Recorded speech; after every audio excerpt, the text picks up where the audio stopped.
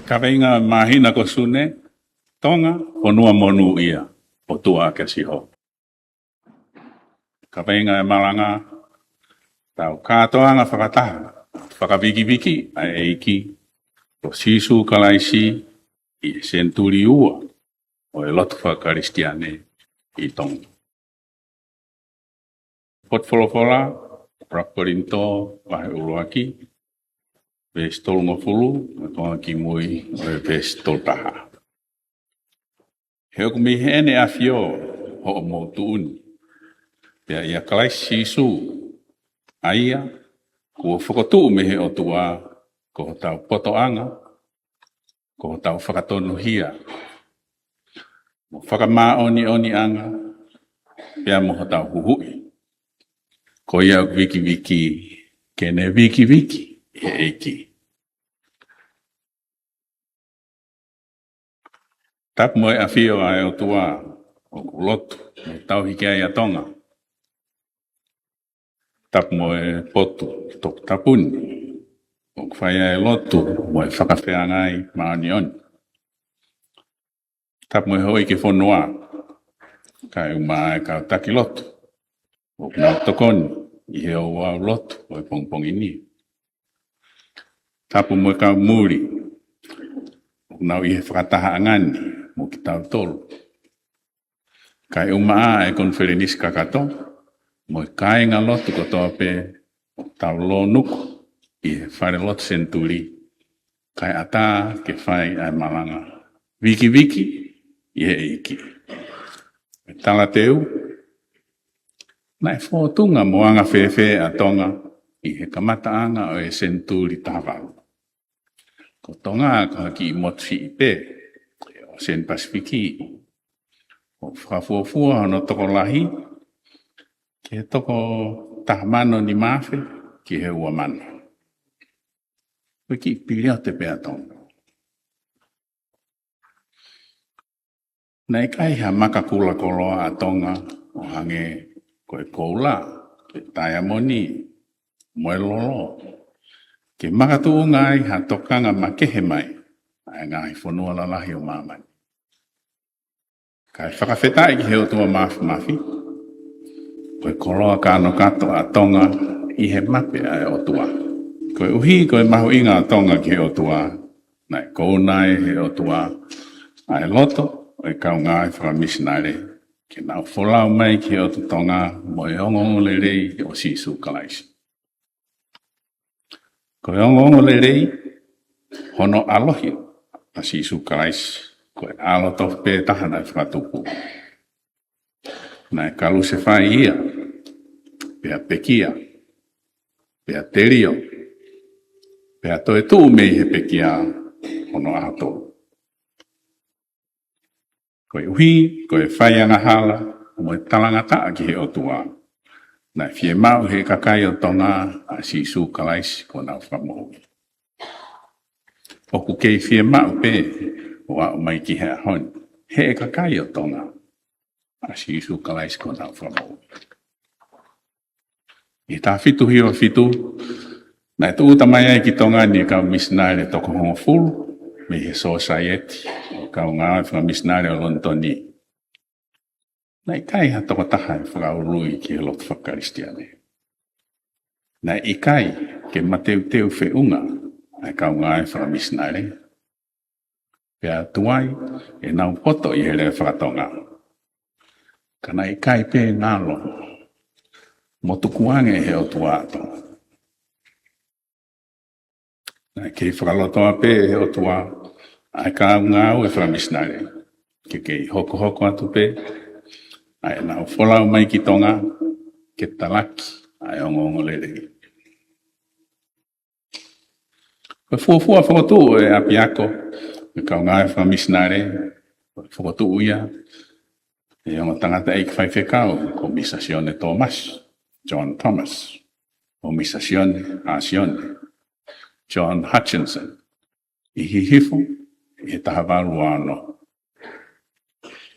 Koe uhinga lahe, o e ola lerei o e ngahi ngā aue kau misnare hihifo, o e poto i ngā aue, mo e maheni, e tangata e ki whaiwhekau ko Misa Tana, Nathaniel Turner. Tu mai ki tongan Misa Tana, ki tau tahawau rua fitu. Nai mau e tau kei mo e maheni koe ni a Misa Tana, ki ene ngāo e ki mua, mo e kau ngauri o Nusila. Kamata lewa e Misa Tana hono ako i tohi tapu ki he kāinga tonga, ia mo whakatu ai ngahi ako. Baptaiso e tamatui King Charles tupo uruaki, kia mo e tahine kuini, sa te lupe pau. He mahina ko a kosi, e tahawaru toltaha. Nai mukoi, e whinangalo o tupo uruaki i he tahawaru fitu nima, ke whakahua whae moto e whonua. Koe otua, mo tonga, ko tofia. Wiki he iki. Koe ui, pea moe whiri. I he poto tai mahakurea, mo kilu ai otua, na ne whiri ai a tonga koe taha, o e ngahi, o nua vai tahai mamani, ko ono tofia. Koe ofalahi ai otua, na e ui ai ki tau tolu, koe whanau ai otua. Pea ko ki tau tolu ia, koe whanau ai otua. Ko tau tala ia, mo tau uhinga. Koe otua ia hono poto, na ne ui, mo whiri a kakai o tonga. O magatuunga, i otua toka tahape, o i kai ko ki tau tolu. Hangepe, ko hono whekau i atu, he ki toi tuu a hene kau ako, ke na uat ki maman, o ngahi a kakai ko toa pe, ko ne kau ako. O pehe, hono ui, mo whiri he o tua a tonga. O kune whekau i atu a kakai o tonga, ke na uat ki maman i o talaki, a ongo lere o sisu kalaisi. Na i kai ke kumuni loto pe kakai tonga, a e nau matai koloa, ko si isu kalaisi, pea nau fie maarie o ngatai. Na nau folau atu, i o nau ngahi pōpāo. Ki he moana waware o talaki ai o ngongolere o si isu kalaisi, ki he ngahi whanua kau ngā api. Na i kai ke nau teki, mo mana wahe, ke ave ai o ngongolere ki Hamoa, mo Fiji, Solomone, ia mo Papua New Guinea. Mo ngai whanua i he Ocean Pacific. Kei hoko atu pe i he ahon. Ono awe he kakai tonga a ongo lere o si sukaraisi ki he ngahi tapa ke he keho mamani. Hange ko Siaina, India, mo ngai whanua o Afrika. Viki i he eiki. Koe kakai, o ne whiri mo on tofia. O whakamahino, mo whakatokanga mai a tangata whatsame. Mo nu ia a, ka koe pure ana. O tua ake a sihova. Koe taimi o mga tuunga i he o tua ai whalala mo i mo ui. Pea mo hono tataki ha whanua. Pea kui kai ngata pe i he maho ta whea ai whanua ko ia i he koloa. Tāpua ki he o tua e whanua ko ia a ki ai nonga, wai merino o hahawa. O tokanga, mo whakamaho inga i he whanua ko ia e whakamaho to tonu ai o tua. Ui kai ko e whakamatala e ni ki ha whanua ko hahawa. Ka koe tala noa ki ha kakai o ha whanua ko nau whakatomala. Mo ta foki o nau roto o kumgi he o tua. Ko taim ko ia na taranga fua e kakai Israeli he o tua, pia mah kawhea e whanua i he koloa, mo nau ikuna i ho nau ngai whiri, pia nau nofu merino. Ko taim pe o nau taranga taa, mo whai anga hala i he o tua, pia lomekina ki nau tolu e tau, mo i whai ngata. o pehe mo tonga i he ahon. Koe uhi ko tonga, koe tofia o tua. O kui he o tua tonga mohono kakai. Ke tau whakafofonga i ai o tua ki mamani. O kui ki tau tolu tonga. Koe kakai o kumo ui o whakatatau ki he wholofola ai o tua. Pia tau whanonga i he hala kua tofa e o tua. O kui ki tau tolu tonga. Koe kakai ki tau wahe mo talaki atu ai ofa si sukalaisi ki ho tau ngahi whamiri. Ki ho tau kai ngā. Hea moe toko taha tonga ko toa pe. Ka kui kai whakanata pe ki ho tau ngahi kau a whanua. Ka kui e kakai o tonga ki tau alu atu. Ki ngahi kakai i he tapa kehe o mamani o talaki. Ai o ngerei si sukalaisi. I he pōna e puke ai ho tau eiki ke taki ki he whamauanga. Nai wholofola si su ki he ne kau ako. Ko e tu uni fo o ko tuku atu ki a te kumoto. Ke mowhe ofa aki. Hange a ko e ku ofa i ki moto. Ke pehe foki ho mowhe ofa aki. Ko e mea koe e ilo ai e kakai ko toa pe. Ko e kau wako ki moto a aku. Mo ka pau, e iai ha mo whi ofa aki. Kona mo ni koe mea pe ia taha. E ilo iai a tonga he ngahi whanua kau ngā api, mo e ngahi whanua mākani. Koe whanua a tonga, o tui hono kakai, ki he eiko si sukalaisi. Koe tau whi ofa aki, hange koe ofa e tamai ki he alo, mo e ofa a si sukalaisi. Kia ki tau tolu, ke pehe e tau whio whaki. Ki hangai fofonga mai ai o tua, o whakaivia ki tau tolu, ke whio whaaki ai ngahi sias whakaristiane, o maolunga hake, i he ngahi a vahe, kua whakotuu he tangata, ki tau mai vahe ai. Ko e lotu mo whakaamui ai apostolo ko Paula. I he wafa tau eiki ko si sukalaisi. Ke oua nā tau whakawhaafa ahi. Ka ke tau whakamā opo ki tau tō. O loto taha, mo whakakaukau taha. Ko e ku lotu ia, mo e hūwhia e ngā siasi o tonga e ahoni. Ke tau whiri, mo whaitu tuuni, ke tau taha, ia si sukalaisi. Koe taha, o tupu me he lau maari e maonioni. Ko sisu kalaisi, na e pekia i he kolosi ke tau mohui ai. Ka ku i kai ko nau tolu, na nau whakotu e ngā siasi. Ko sisu kalaisi, na e pekia i he kolosi ke tau mohui ai. Ka i kai ko he kau taki o e ngā siasi.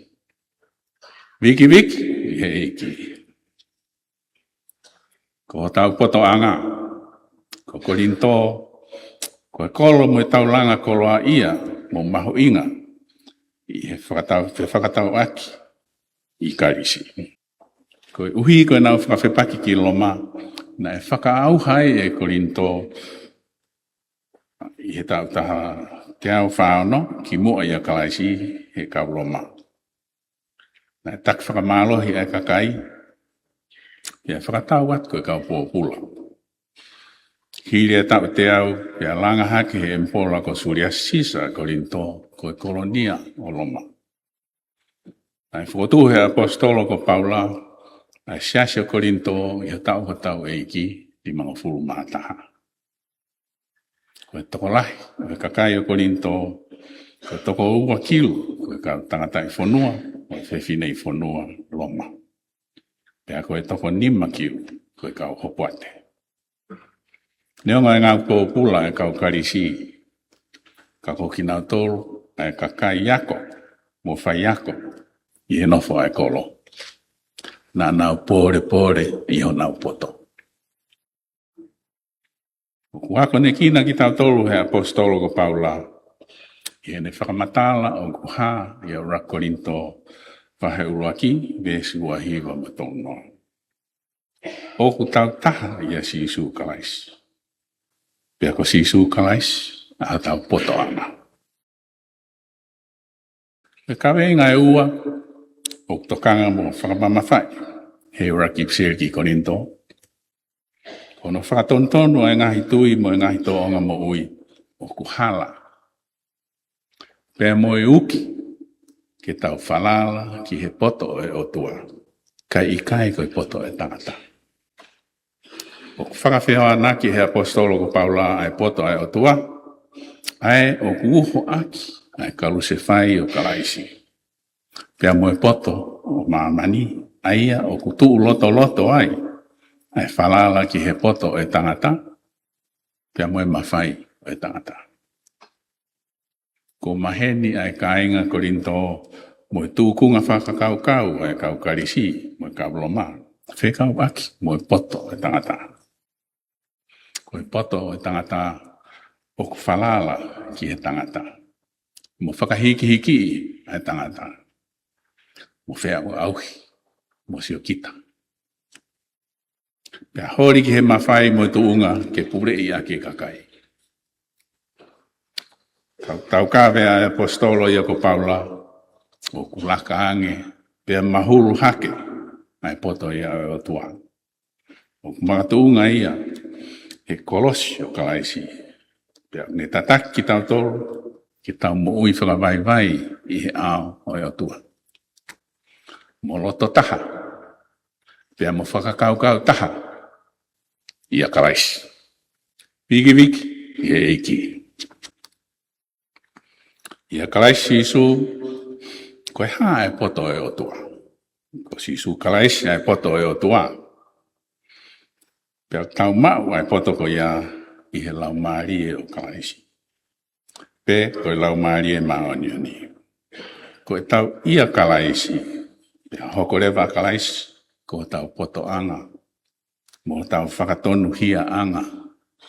Mo tau maoni anga, pea mo tau uhui. O tau ia kalaisi pe, koe uhi koe keresi ai o tua i he tau mo ui. O kui ki tau tolu he o tua, koe ne whanau. O tau lolotonga ia kalaisi. Pea ko kalaisi, makatuunga ai ai tau amanaki, ki he langi o tua. Koe tau wiki ia.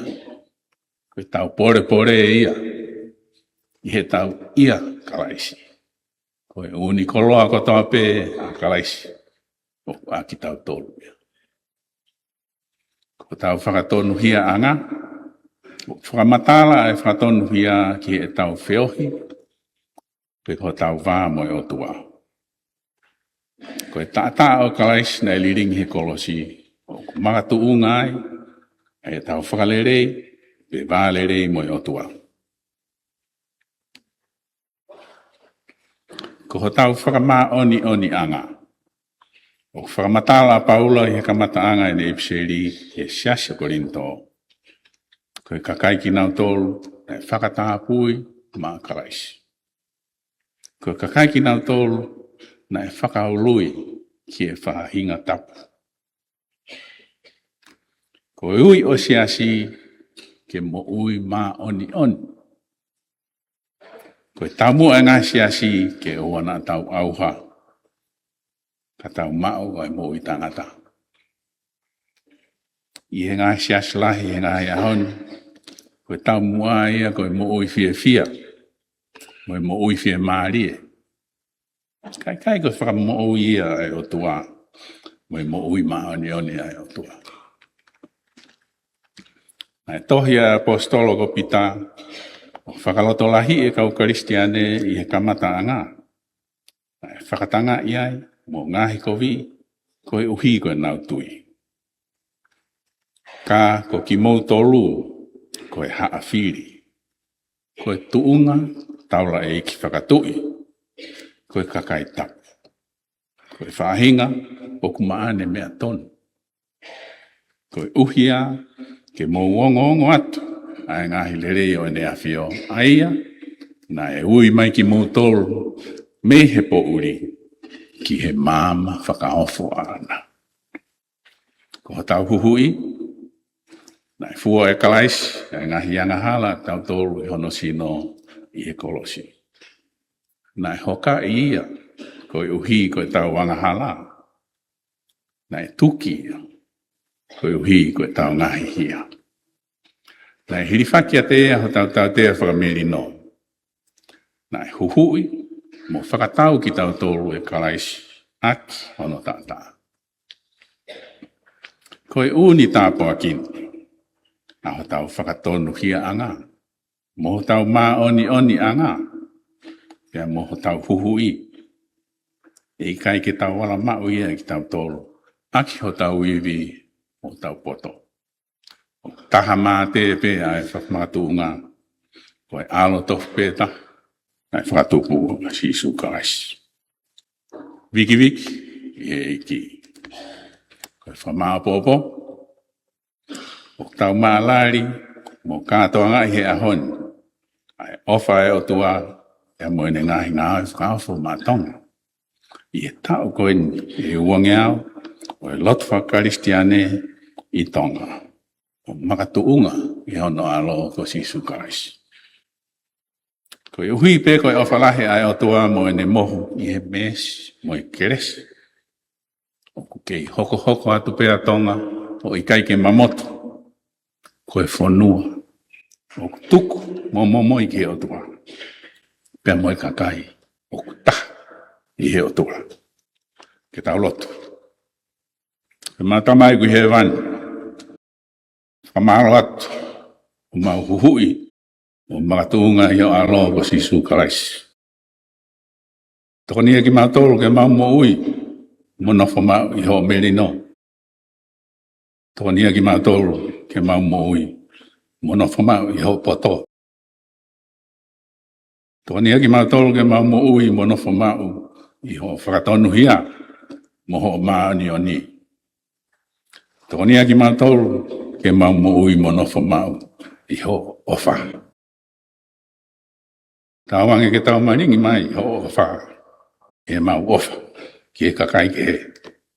Viki e iki, amen.